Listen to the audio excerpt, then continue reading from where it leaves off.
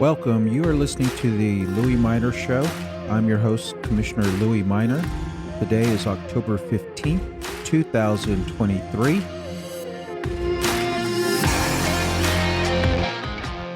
We have a lot to cover, so let's get started. Let's begin with the agenda for the Bell County Commissioners Court meeting for October 16th, 2023, beginning at 9 in the morning.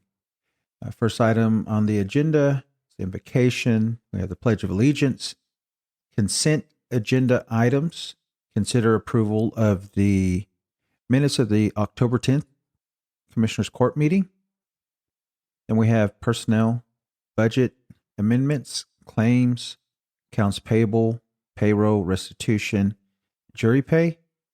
Then also we have D, consider authorizing a single sole source purchase with Cooper equipment to replace the electronic module and mechanical components of a 2007 chip spreader for the estimated cost of $53,959.71 for the Road and Bridge Department. Consider authorizing the purchase of a smooth drum soil compactor, Caterpillar model number CS56BMN, through the Purchasing Cooperative Sourcewell, contract number 032119 with Holt Cat for a cost not to exceed $254,891.19 for the Road and Bridge Department.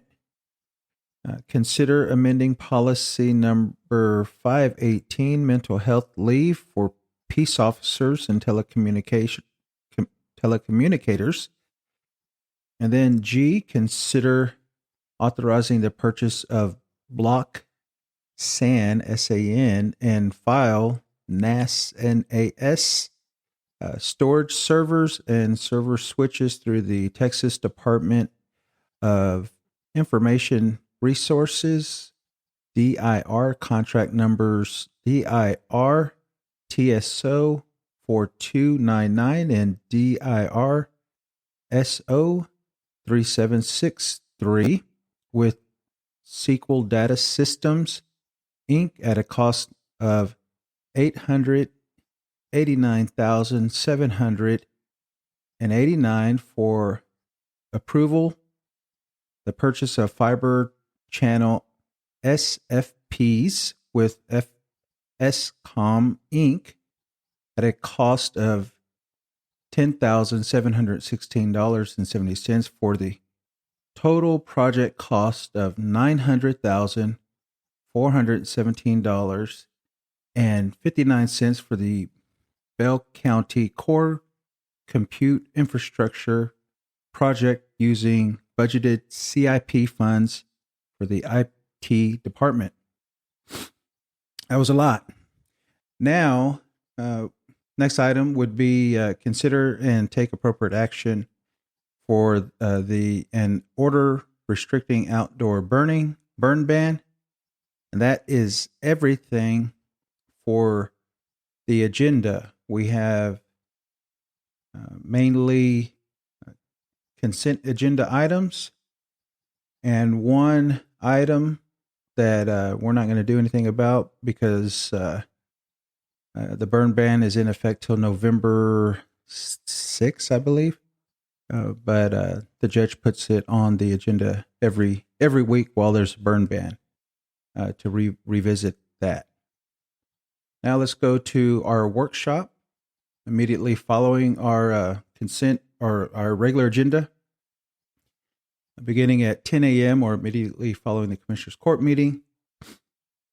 We have received reports and updates from various county offices and departments, capital improvement projects, update on jail expansion, temporary jail facilities, museum archives building, clean annex, and discuss FY 2023 CIP plan.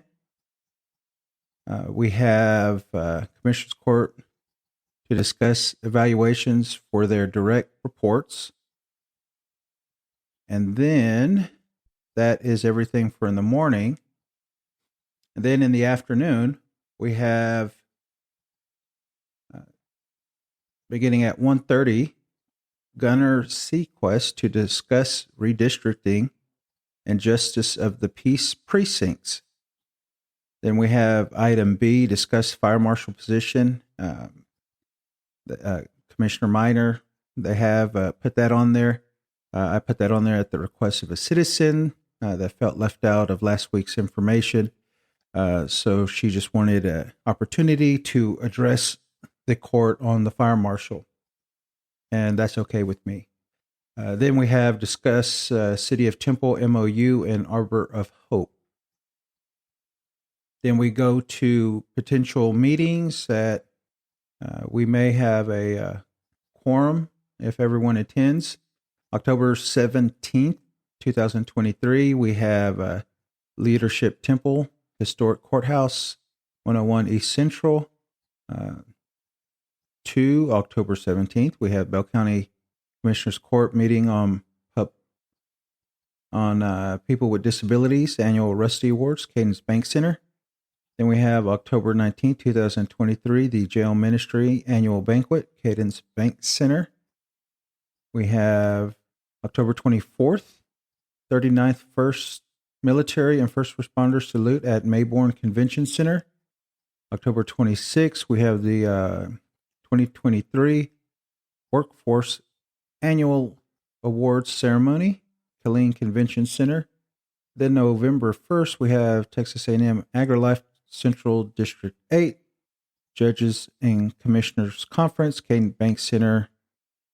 And that's it for the agenda for the Commissioners Court. Well, I don't know where to begin since our last show. So much has happened, but I guess we'll start chronologically with events that have occurred. And we'll start with this. On this vote, the yeas are 216. The nays are 210. The resolution is adopted. Without objection, the motion to reconsider is laid on the table. The office of Speaker of the House of the United States House of Representatives is hereby declared vacant. And with that vote, for the first time in the history of the United States, that a Speaker of the House has been removed from office. Obviously, all the Democrats did not vote to have a Republican Speaker. And 8 Republicans, hardliners, led by Congressman Matt Gaetz out of Florida, met that threshold to remove the Speaker.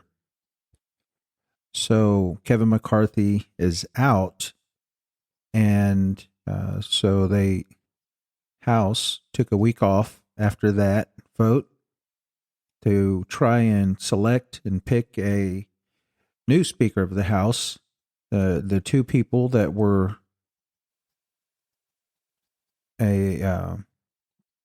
running for the Speaker was Jim Jordan, Representative.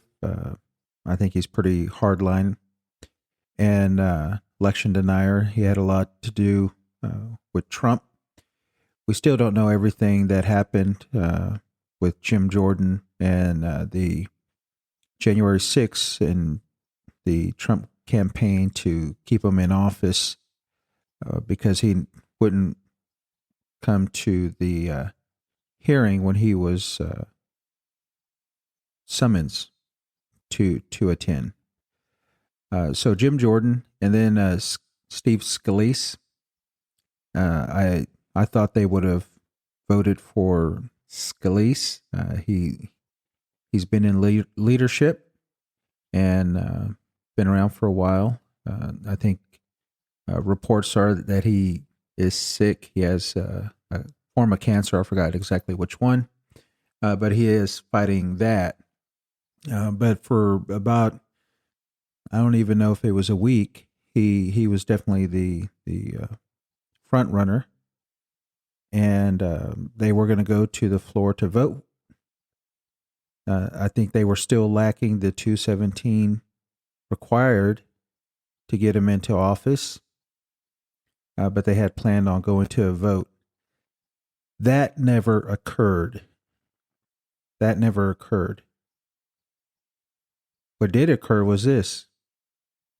We are following breaking news. Just into the newsroom, Republican Representative Steve Scalise of Louisiana has dropped out of the race for Speaker of the House. Today, House Republicans met for more than 2 hours, but could not come up with enough support to confirm him. So this hour tonight, there is no clear alternative. We're still working to learn more. We will update you as we get more information throughout the night. So Representative Scalise, Steve Scalise, dropped out. I believe he was only a handful, maybe 10 to 15 votes away from being able to secure the nomination. But it was that group of hardliners, I think there's 8 of them roughly, that said that they weren't going to support him. One of the biggest issues is that one vote, that one member could bring up a call for a vote on the speaker. I think before it had to be a majority, but Kevin McCarthy, to secure his nomination, to secure being speaker, went ahead and allowed that so he could be a speaker, and it came back to bite him. Now it's biting any successor because that group does not want to remove that rule. That rule was voted in.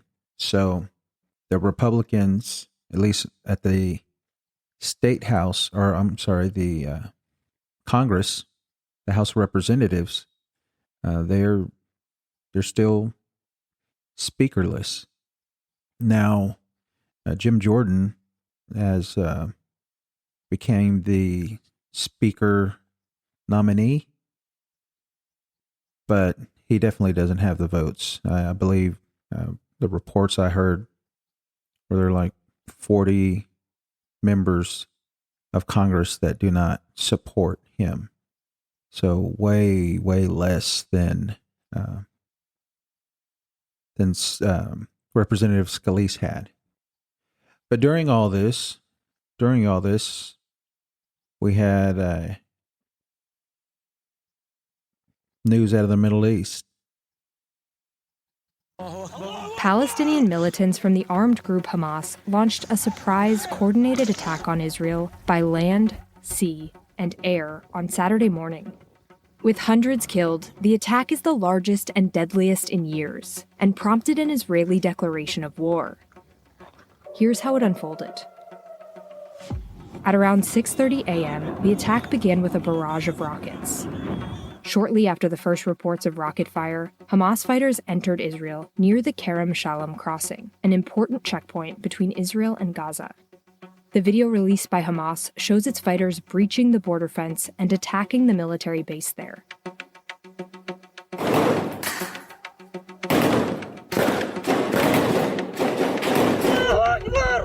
Around the same time, Hamas fighters also raided and captured Israel's Erez border crossing station.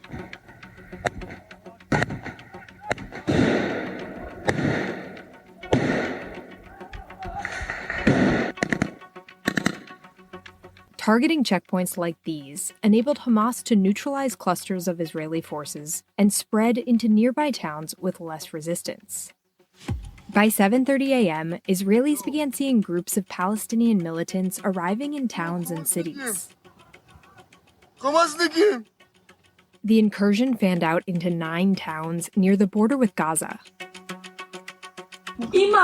In the city of Sderot, Palestinian militants clashed in the streets with Israeli police and military.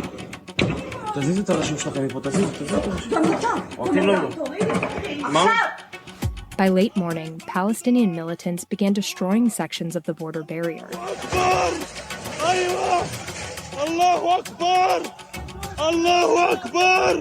What started as a small penetration of the Israeli border became a wide-open corridor.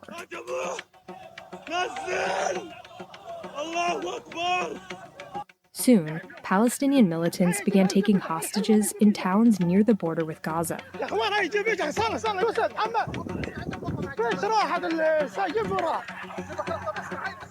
Many hostages were taken back to Gaza and driven through the streets.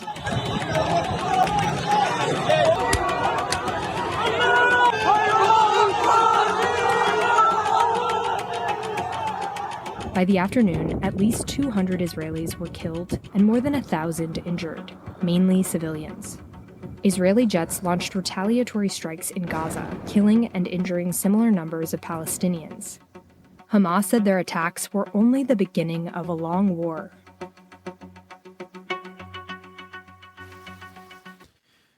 So Israel is at war with the Palestinians in Gaza.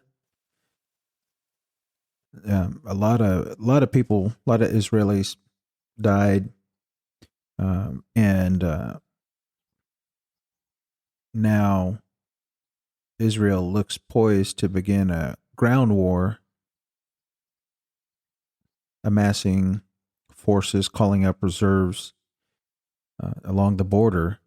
So it seems like it's going to get worse before it gets better. The U.S. has pledged support.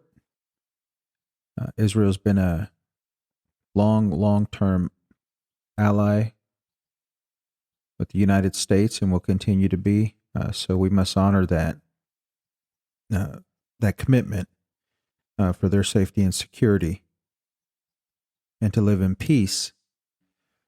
But currently, I think this past weekend, even right now, the Secretary of State and Secretary of Defense has been going around to the region, to the leaders in those regions, in that region, to help calm everything down, and also to express our support for the Israelis. So yeah, we'll continue to watch that. I do know that, from my understanding, 2 carrier groups from the United States has been sent to that region as well for continued support for long-term, semi-long-term operations in that area. So now we'll go from a real war to a political war happening here in the state of Texas. It's getting worse and worse, at least in my opinion, on the Republican side. And got a little news clip to kind of bring you up to speed on everything. And I'll play right now. We've got our eye on politics for you tonight. And these days, top Texas Republican leaders in the legislature are at each other's throats. I mean, sharply criticizing each other very publicly. Well, now U.S. Senator Ted Cruz is telling our political reporter, Jack Fink, this is a big concern. And it's a story you'll only see here on CBS News Texas. Yeah, listen, I'm very worried about it. U.S. Senator Ted Cruz told me he's noticed the deep tensions between Lieutenant Governor Dan Patrick and Speaker Dave Phelan. What I don't like seeing, you're right, the Lieutenant Governor and the Speaker of the House are in open warfare. That's not good for Texas. It's not good for the Republican Party. What I'm urging is both sides, put down your guns. Those tensions between them flared right after Attorney General Ken Paxton was acquitted at his impeachment trial, then ignited again this week after a Texas Tribune report that Jonathan Stickland, head of the Defend Texas Liberty PAC, met with an avowed anti-Semite and Nazi sympathizer. The PAC has given millions of dollars to Republicans, including Patrick. In a statement, Phelan said, quote, "There is no excuse to keep tainted funds from an organization that provides a platform for hate mongers, sexual predators, racists, and Nazi sympathizers. I expect him," meaning Patrick, "to lead the way in redirecting these funds." Patrick responded, quote, "I didn't think even Dave Phelan would stoop this low. He has now absolutely hit rock bottom. His latest political stunt is disgusting, despicable, and disingenuous. I am calling on Dave Phelan to resign." And I'm worried that we could blow school choice in Texas because of this civil war within the Republican Party. Senator Cruz also told me he's helping Republicans in Texas to pass a bill that would give taxpayer-funded subsidies so students can attend private schools. And he's getting involved in Republican primary races, too. Well, I sit down and I have my team prepare an Excel spreadsheet. And on that spreadsheet is every vote that a state rep or a state senator has cast on school choice. Cruz said if Republicans voted for taxpayer-funded education savings accounts, he'll support them. But if you haven't, if you voted against school choice, the chances of my supporting you are essentially zero. He said he'll endorse their primary opponent instead. Jack Fink, CBS News, Texas. So, interesting term that Senator Ted Cruz used in that news clip. Civil war, open civil war, that the Republicans, the Speaker of the House and Lieutenant Governor, and they represent factions of the Republican Party here in Texas, that they're at open war. This week they started special session for school choice. Last week I was down in Austin for a rally against school vouchers in support of public schools.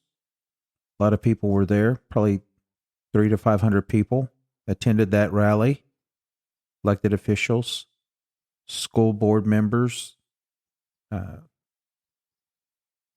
Texas Teachers Association members were there in support. And also that Friday prior, I attended a campaign kickoff for Don Richardson, who's going to be running for Texas House 54, HD 54, represents in my district, against Brad Buckley, who's the chair of the public education and spearheading all this nonsense. I think Dawn is going to do a great job. She is a educator, retired teacher, and definitely against any type of voucher, coupon, credit, whatever you want to call it, system, unaccountable system our tax dollars are going for. So I don't see the voucher system getting anywhere. There's too many people against it. The Senate already passed it from their side. The Senate passed it this week, and I think the House still has to pick it up. They're trying to do some things, but they don't have the votes from all of my research to get it across the line. That's why you hear incumbents like the governor and the senator there, Ted Cruz, saying that they're going to fight or support primary opponents of people that do not support education savings account. If it was that popular, if things are that popular, put it to the vote, put it to the voters. I wonder why they wouldn't do that. Probably because it would not pass. You have multiple superintendents throughout the state that are against this. Teachers are against this, but they're listening to their donors. There's not enough public schools or private schools to meet a need. There's some counties, school districts that have 0 private schools in their area. So how would this benefit them? It would only take away from the system. It would not benefit them at all.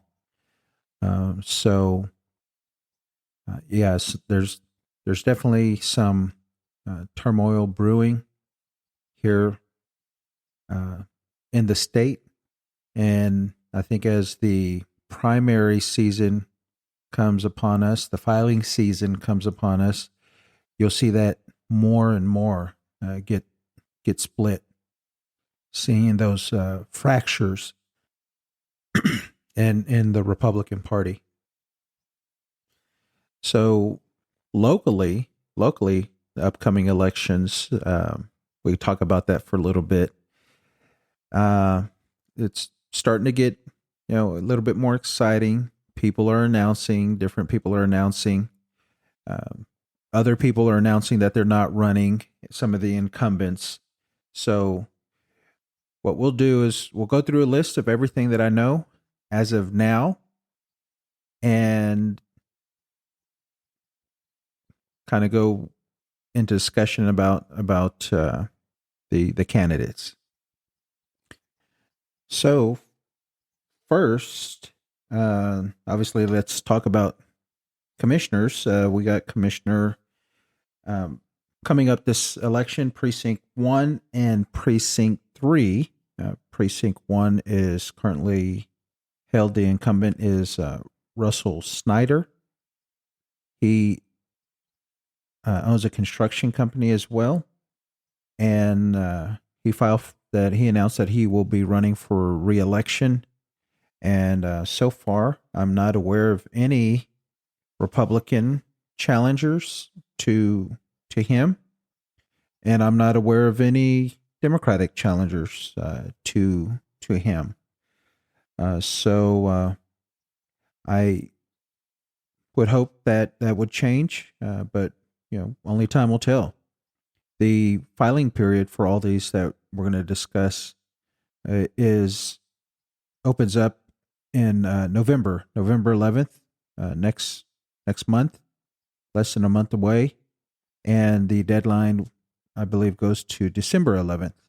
So they have 1 month to file for at least a place on the ballot in the party, either Democratic or Republican or even Green Party.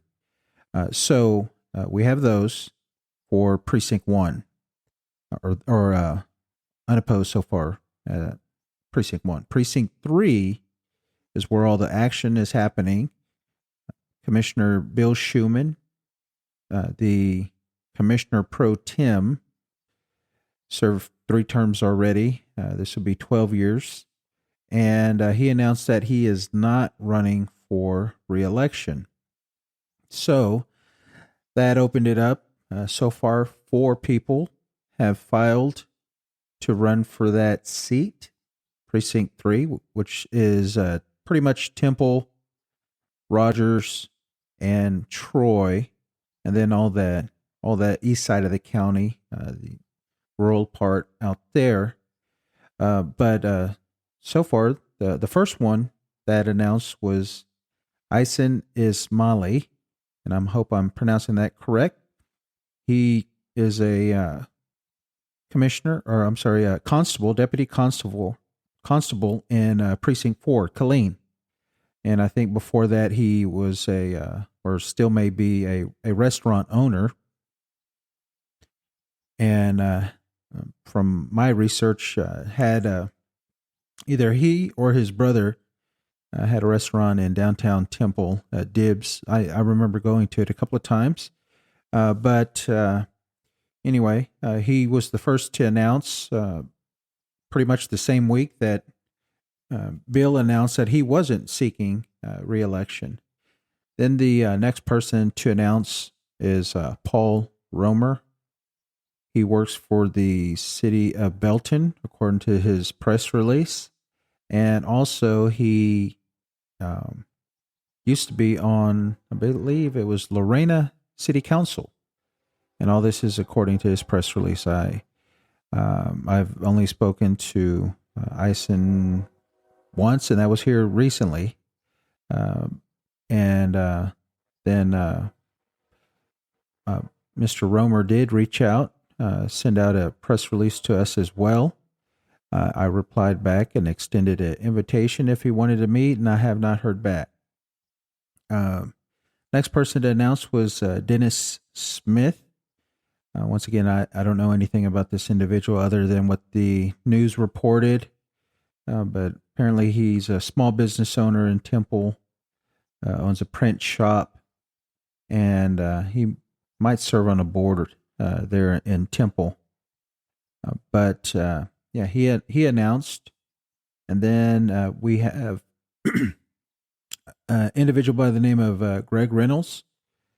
He's a small business owner, or I'm sorry, he works for a company, I believe in Troy. He lives in Troy. He's out of Troy, but that's about all I know about him. He did reach out, and I replied, and we met, and I met him. He seems like a good guy, and he's running for the right reason, to serve the people, and I definitely have respect for any and all people that run for office. You're taking a big step, getting out there, talking to the people, spending time, money, sweat to get out there and to serve the people, to be an elected representative of the people. I definitely respect everyone that's out there doing that. So when Mr. Reynolds announced, I remember asking Bill. I sit next to Bill, and I remember telling Bill, "Golly, how many people are going to run? That's already 4." And he said he's aware of 2 others that plan on running, and that has been confirmed through another source that they're aware of 2 others that are going to run. So I'm look forward to seeing who those individuals are. I don't know, but I'm sure we will know here pretty soon who they are. And then that's on the Republican side. That's definitely on the Republican side. I am aware and fully anticipate a Democratic challenger on this ticket for Precinct 3. So, but I will let that individual announce at a time and place of their choosing. And so that's going to be an interesting race for Precinct 3 County Commissioner. So now we go to the constables. All the constables are up for re-election. They all fall under the presidential cycle. So we have Pat Duffield in Precinct 1.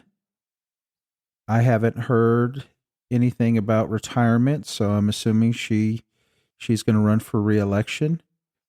Precinct 2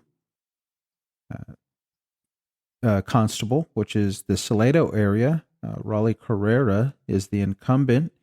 He announced that he is not running for re-election, that he is going to retire. He also is supporting his chief deputy, who I forgot his name, but I do remember meeting him whenever they came to their budget hearing, because he brought them. So you have the chief deputy that'll run for that seat. And I recall, and I forgot the person's name, but I recall Raleigh being challenged twice, both times that he ran for office, and he had a primary opponent. So that whoever that individual that primaried him twice and got close, definitely got close, I would expect him to run again, but I forgot the gentleman's name. And I believe a deputy constable from Precinct 4 is going to be running for that seat. So that'll be a contested primary, possibly up to 3 individuals on the Republican side. I'm not aware of any Democrat running for Precinct 1 or Precinct 2. We got constable in Precinct 3, which is Temple, Devin Rosenthal. I know Devin. I've worked with him, known him for a long time. Good guy. And I'm not aware. I'm assuming he's running for re-election. I haven't heard one way or the other, but I'm not aware of any Democrat running in that seat for that seat. We also got constable for precinct 4, Martha Dominguez.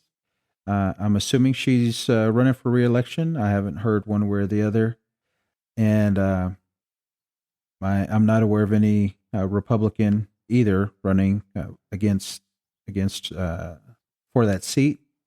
I know last time when she ran, she had Democratic primary opponents and Republican primary opponents, but it was an open seat, so that may not be the case now. The two JPs that are up for election this cycle is JP 3-1. It's going to be an open seat. From my understanding, Judge Reed announced that he's not going to be running for re-election. Also, from my understanding, that Tim Taylor, he's the chief deputy for Precinct 3 Constable. I heard he wants to run for that seat. So good luck to him. I've known Tim for a long time as well. He's a good guy. And so I'm not aware of any Democrat running for that seat either.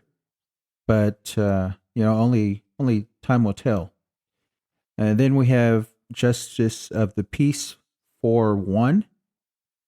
We got Judge Johnson, Gregory Johnson, that'll be up for re-election. This will be his first time running for re-election. He did have a primary opponent whenever he ran for office. He had a primary opponent on the Democratic side.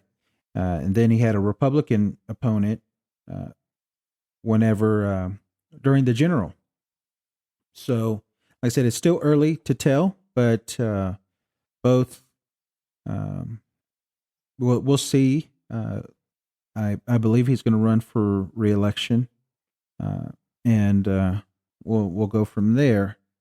The next office that we want to talk about is the sheriff's position. Sheriff Eddie Lang announced that he is running for re-election after much speculation. To my understanding, from memory, I believe the last 2 times that the sheriff has ran for office, that he's had a primary opponent. So I would expect him to have a primary opponent this election. We'll see. Judge Cook, Justice of the Peace from Killeen, he retired from that. I heard he was interested in that job, but I don't think he wanted to primary the sheriff. But like I said, that's all open. It's all, I'm just speculating now what'll happen, and there may or may not be a Democrat running for that seat as well. So what I'm starting to notice is interest on more and more on the Democratic side for these positions. So that's definitely very exciting to me. Talking and recruiting and advising some of the Democratic candidates, because that's what we're going to need to flip this county. It will flip. Trust me. The numbers are on our side. The population growth is on our side. So, and I believe the incumbents recognize that something is going on, and that you're going to have to be a little bit more moderate to get elected around here. Definitely no hardliners. So, yeah, Sheriff Eddie Lang run for re-election. He's been in government. I've known Eddie for a long time. I whenever I was a reserve deputy constable in Temple, he was the JP there. And so I've known Eddie since he was a justice of the peace. Then he went to county commissioner, and then on to sheriff. So like I said, I've known Eddie for a long time. County attorney, Jim Nichols. I expect him to run again. I haven't heard one way or the other, but I do know there's a Democrat that's going to run for that seat, and I'll let him announce whenever he seems fit. Something that was announced this week that kind of surprised me was the district attorney, Bell County District Attorney, announced that he is not going to seek a seventh term for office, that he is going to retire. Henry Garza. He's been district attorney as long as I can remember. I don't remember a district attorney prior to Henry. So, I'm sure that Henry is going to favor someone. I don't know who that is yet. I have not heard of anyone. But I'll definitely put my feelers out there. I'm hoping a Democrat will come out and run for that seat as well. The people need a choice. That's a very, very pivotal point in our judicial system here. And I would hope that the Democrats, that there's a choice for that position. So I'm not aware of anyone as of yet, but definitely will do everything I can to see if there's anyone that is interested in that position and is ready, willing, and able to serve the citizens of Bell County as the Democratic representative. But more to follow on that one. I'll be following that one very close. The next ones that I'm aware of is the 146 district judge, Jack Jones, announced earlier this year that he is not going to seek re-election. He's going to retire. And so far, I'm only aware of two people that have announced for that position. We have Mike Russell and Ashley Clapper Bennett. Now, I don't know anything about those two. I did meet Miss Bennett at a coffee with the cop in Killeen. She apparently works for Dan Corbin, or in that law firm. So she's familiar from the West Side. So I don't know who's going to come out ahead on that one, but that'll be one to follow. The next one that is the 27th Judicial District. The incumbent John Gant is aged out. Apparently, there's a minimum age for district judges to retire here in the state of Texas, and that's a good thing. So he is blocked as of right now from running for re-election. And to my understanding, I mentioned this in a previous show. I met the guy running for that seat. His name is Cheyenne Minnick. Seemed like a good guy. And anyway, the only thing that could affect this race is this November we have a constitutional amendment that is asking to raise the mandatory retirement age of judges. And if they raise that mandatory retirement age of our district judges, I think John Gant would be eligible to run for re-election. And I would expect that he would do that. So that's going to be the only thing affecting that race is how that constitutional amendment plays out. I'm urging people to vote against that. You know, we don't need judges making decisions for a evolving society that, you know, have the mentality of the 1930s. That's and I think that's what we've been getting. We definitely need some new blood on both sides, Republican and Democrat, just to get past those mindsets. Those laws change, laws evolve, and that's what I think we need to move forward. So vote no on that proposition. And the next and final one that I'm aware of is tax assessor collector. Shay Ludicky is the incumbent Republican tax assessor collector. He announced that he's going to run for re-election, and to my understanding, there is going to be a Democrat challenging him for that position.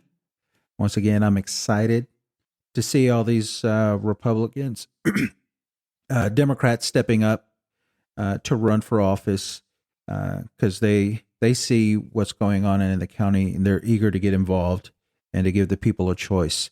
So that's kind of the rundown of everything that I know locally that's going to be going on. Like I said, we'll get into more depth here. The final list once it comes out, once the filing period starts, and I'm excited to get to work and roll up my sleeves and help my fellow Democrats get elected. That's I feel that's part of my duties as a Democratic elected official is to help other Democrats get elected.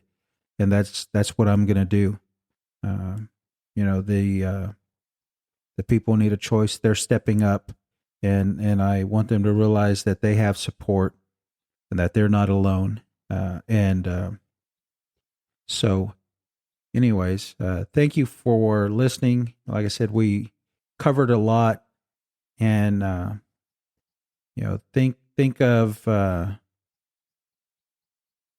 what are you doing to make your community better? Are you going to run for office?